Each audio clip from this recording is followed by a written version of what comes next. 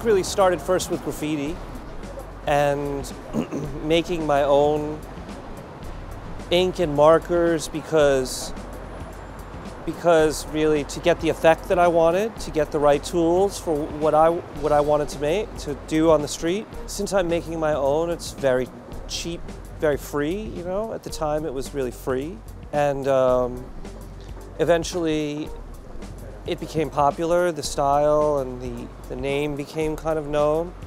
And it eventually grew into a business, and then it grew even more outside of just, you know, graffiti, and really evolved and matured really in the same way that I did as a person.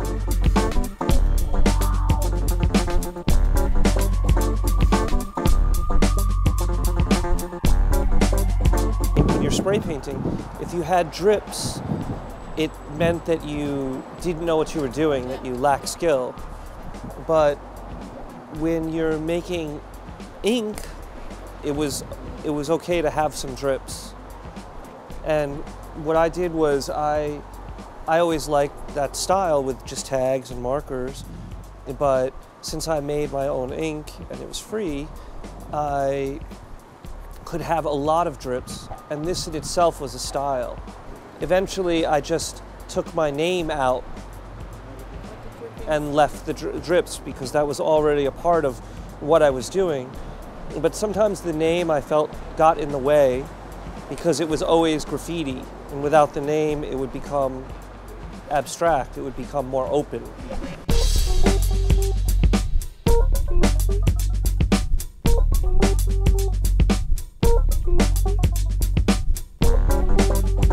I grew up like with hip hop. I grew up in the 80s, but I'm not confined to hip hop, nor is graffiti.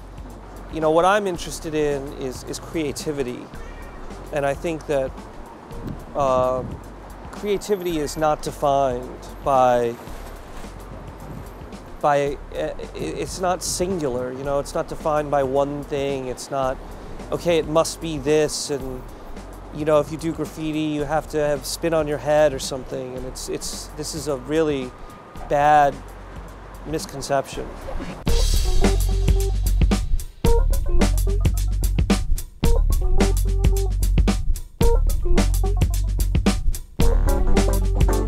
I think that the people who want to, you know, force things into holes, you know, and they're only thinking very singularly.